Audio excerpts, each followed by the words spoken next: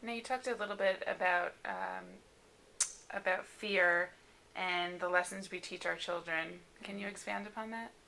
Um, my saying is feel the fear and do it anyway.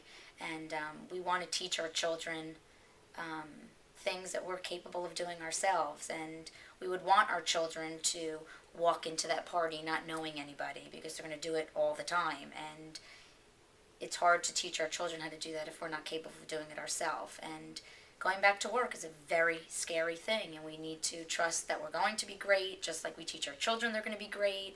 Be kind to ourselves and just feel the fear and do it anyway. I have found that some women resent their husbands for being able to be in an environment at work that we're just not able to do anymore, to have adult interaction, to have a sense of purpose. How can women get over a sense of resentment? I think you need to talk about it. You need to talk. You need to first admit that you have feeling resentment. So once you recognize that you're resentful, as evidenced by fighting with your husband and being mean and maybe taking it out on your children, you need to talk about it with your husband and be honest about your feelings.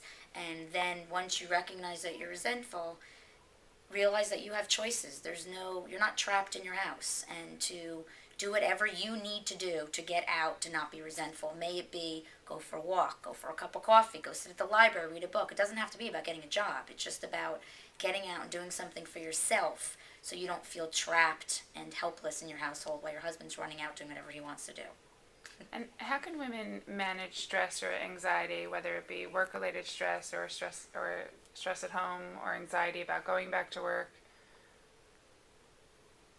Handling stress is it's a skill, and it all goes back to taking care of yourself. And maybe putting, so many mothers have schedules for their kids, and they have to do this, and this at this time and this day. And it's important for moms to put themselves in that schedule and to say, today, no matter what, I'm going to get my daughter to that party, but I also need to make myself as important. So if it means I just sit still for 20 minutes, that's okay.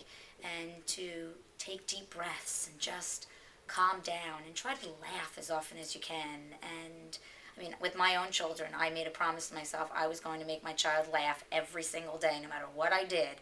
And it helps make me feel less stressed when I hear them laugh, and in turn, I laugh. And how can women overcome guilt in leaving their children when they're headed back to work after having stayed home with them for whether it be 3 months for maternity leave or 3 weeks? Um, Without minimizing it, you need to feel the guilt and then get on past it. It's not working for you. Feeling guilty is not going to help you move on. And if you want to work and guilt is holding you back, it's not a helpful feeling to feel. So acknowledge that you're feeling guilty and then do something about it. And it goes back to, we want to teach our children that they're good enough, that they're smart enough, and that they can do it. What